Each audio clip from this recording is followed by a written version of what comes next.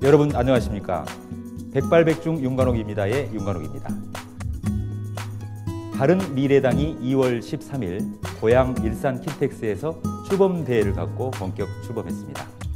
국민의당과 바른정당이 한 몸이 된 건데요. 바른미래당의 미래는 어떻게 될까요? 다가온 6.13 지방선거에서 인천과 경기 지역에서 어떤 성과를 거둘 수 있을까요? 주목되는 부분입니다. 전 국민의당 최고위원을 맡았던 문병호 전 국회의원 모시고 바른미래당의 전망에 대해서 살펴보도록 하겠습니다. 스튜디오에 문병호 전 국민의당 최고위원 모셨습니다. 안녕하십니까? 안녕하세요. 네, 오랜만입니다. 네, 오랜만입니다. 그동안 어떻게 지내셨습니까? 그냥 뭐 이리저리 바쁘게 지냈습니다. 네, 뵙자마자 쓴소리긴 합니다만 예. 2016년 4.13 총선이 있었지 않습니까? 예. 인천 부평갑에서 3선에 도전하셨다가 예. 불과 23표였나요? 예. 대법원까지 표 수가 다시 한번 정확하게 나왔었죠. 예. 너무너무 아깝게 낙선을 하셔서 예. 충격도 크셨고 예. 또 슬픔도 크셨을 것 같은데 예. 그동안 어떻게 지내오셨나 궁금하거든요.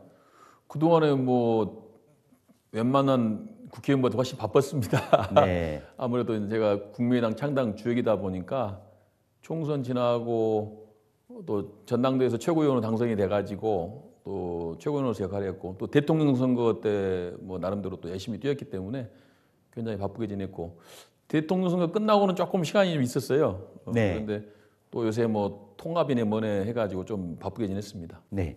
그래서 오히려 모셨는데요. 이 바른미래당의 미래 어떻게 될까?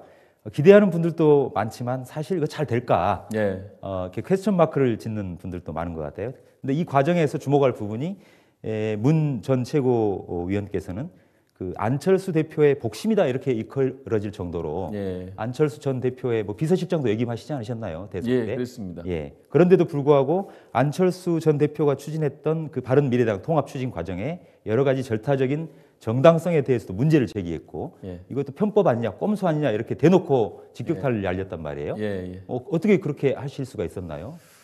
저는 뭐 일찍이 바른정당과의 통합에 대해서 늘 검토하고 우리가 만약에 연대한다면 바른정당을 해야 한다라고 늘 주장을 해왔습니다. 왜냐하면 국민의당은 기성 양당 정치를 협박해서 제3의 길을 가기 위해서 나온 당이거든요. 네. 그리고 기성 정당인 민주당 또 자유한국당과는 연대할 수가 없는 것이고 만약 연대한다면 이제 자유한국당에 떨어져 나온 바른정당과 해야 한다 이런 이제 소신을 갖고 있었는데 저는 근데 문제는 바른정당과 국민의당이 통합이 되면은 어떤 제3의 길이나 새로운 정치나 기성 정치를 뛰어넘는 그러한 프레임으로 통합이 돼야지 네. 보수 프레임으로 통합이 되면 안 된다 그런 얘기를 했어요. 안 대표님께도 11월 달에 바른정당과의 통합은 개혁을 위한 통합이 돼야 됩니다. 보수 통합이 되면 안 된다고 말씀드렸는데 지금 봐서는 보수 통합 비슷하게 된 겁니다. 그래서 제가 비판하고 있는 거죠. 네.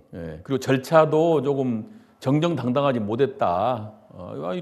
왜 올바른 길을 간다면 떳떳하게 정정당당하게 가야지. 왜 자꾸 룰을 바꾸고 자꾸 이렇게 좀 뭔가 좀 비겁하다 그럴까요? 네. 뭔가 좀 꼼수 같은 느낌을 주느냐 그런 제가 비판을 했죠. 네. 그래서 뭐라고 하시던가요? 거기에 대해서 이제 뭐 공감하시나요? 이해해달라 뭐 그런 얘기죠. 이해해달라. 네, 그런 취지죠. 그런데 네. 저는 지금도 이 통합에 대해서 찬성을 하고 있지만은 그러나 통합의 내용에 대해서는 저도 지금 아직도 저는 여러 가지 많은 것이 부족하다 생각합니다. 네. 그래서 그걸 좀 보충하고 제가 앞으로 이제 새로 태어나는 바른미래당에서 개혁파의 역할을 하려고 생각하고 있습니다. 바른미래당 안에서 개혁을 추진하시겠다. 자, 바른미래당 이제 새롭게 출범하게 됐는데 인천 지역 정가에 어떤 영향을 미칠 것으로 예상하실 수 있을까요? 아무래도 이제 조직이나 당세는 상당히 커졌다고 봐야죠. 커졌다. 네. 바른정당과 이제 국민의당이 각자 그래도 나름대로 조직 갖고 있었고 활동하는 분들이 많이 있었는데 합쳤습니다. 당장 보더라도 현역 의원이 없었는데 이학재 의원이 이제 현역 의원이 한 분 계시니까 훨씬 더 이제 국회하고도 좀 더 가깝게 소통할 수 있고 또 아무래도 이제 지역에서 정치적인 활동하는 인자들이 더 훨씬 많아졌기 때문에 종전보다는 상당히 파워가 생겼다고 생각합니다. 또 이번에 인천시장 관련해서도 아무래도 이제 바른정당 후보, 뭐 또 국민의당 후보 이렇게 여론조사 한 것보다는 합쳐서 여러 조사를 하게 되면 훨씬 더 더 높은 지지율이 나오지 않을까 그렇게 생각하고 있습니다. 예. 그렇게 되면 가장 중요한 게 인천시장 후보를 바른미래당에서 내지 않겠어요? 예, 당연히 예, 내야겠죠. 예, 당연히 내야죠. 네. 나오시나요? 준비는 하고 있습니다. 인천시장 준비를 하고 계시나요? 예, 예. 네네.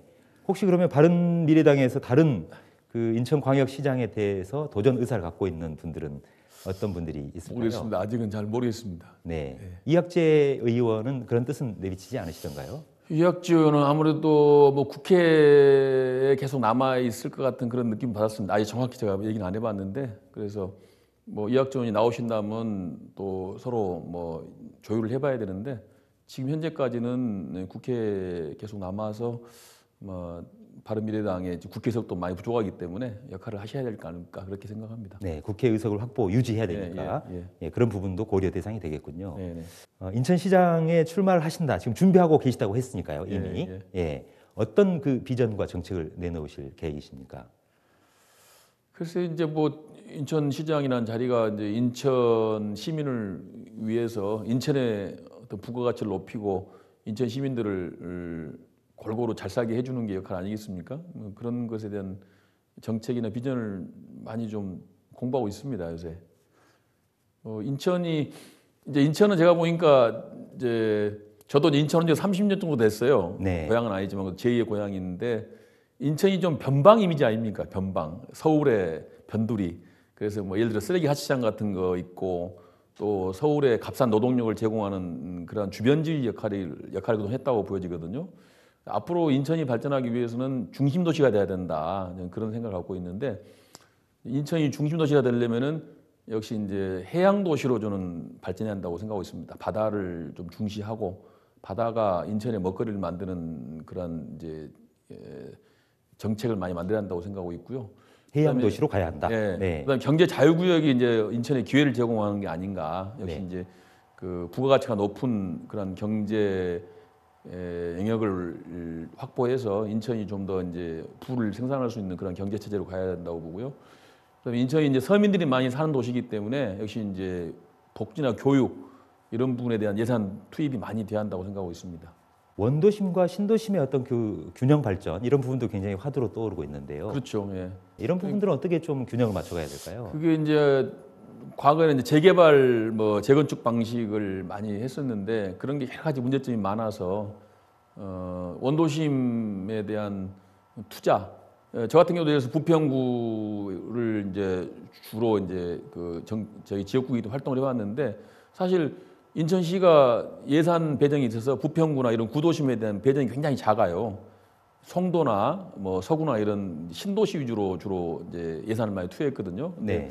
앞으로는 이제 원도심이나 구도심 쪽에 많은 예산이 투여가 돼서 균형적인 그런 시정 발전될 수 있도록 해야 될 것 같습니다. 네. 오랫동안 인천에서 활동해 오셨기 때문에 지금 인천 시정에 대해서도 누구보다 네. 해안이 좀 있으시리라고 이렇게 봅니다.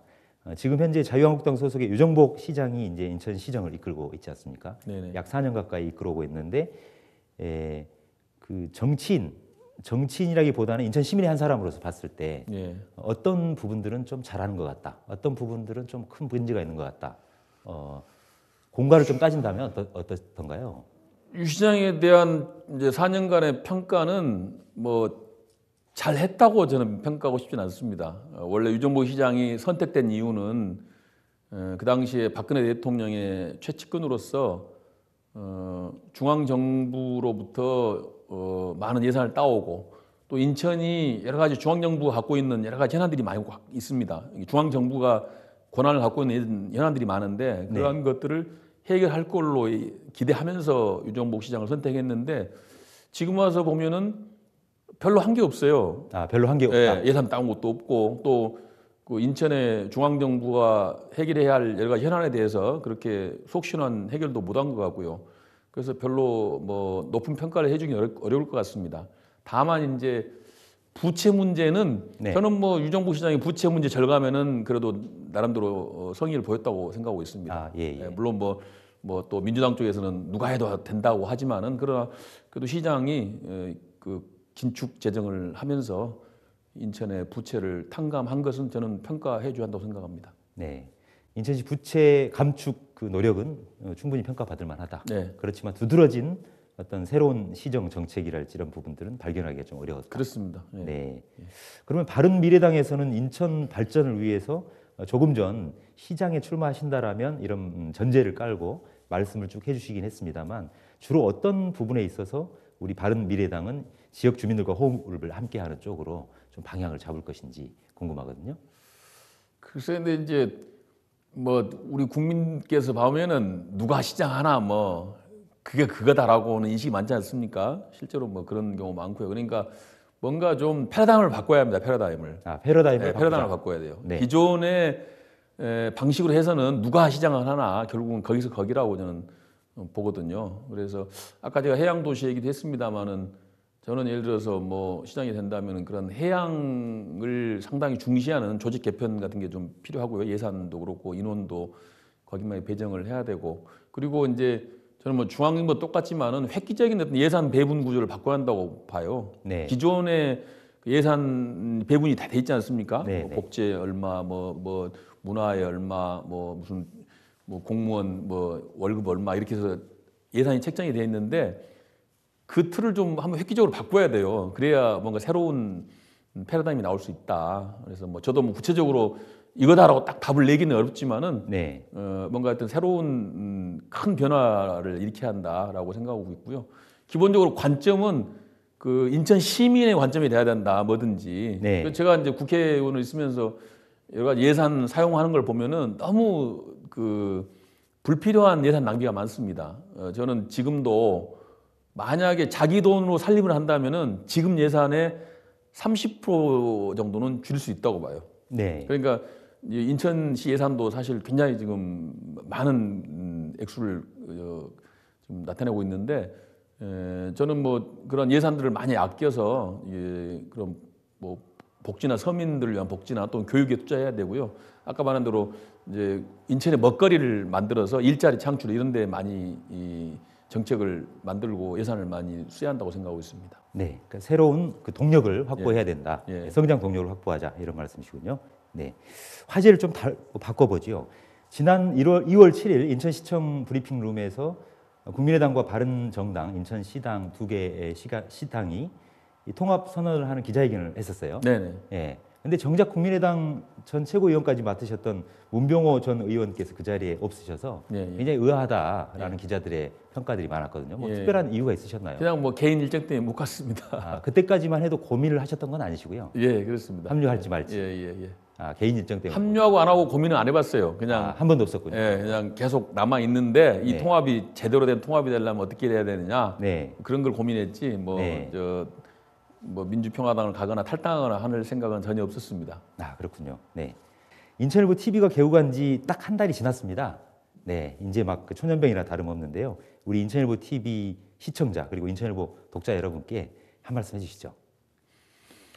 예, 인천일보는 뭐 제호에서도 보이듯이 인천을 대표하는 신문입니다. 그동안에도 인천 지역사회 발전을 위해서 많은 기여를 하셨고 큰 역할을 했다고 생각합니다. 그동안에 인천일보가 해왔듯이 인천일보 TV도 지역사회에서 봉사하고 기여하고 인천 발전에 큰 역할을 해주실 걸 기대하고 저도 같이 협력하도록 하겠습니다.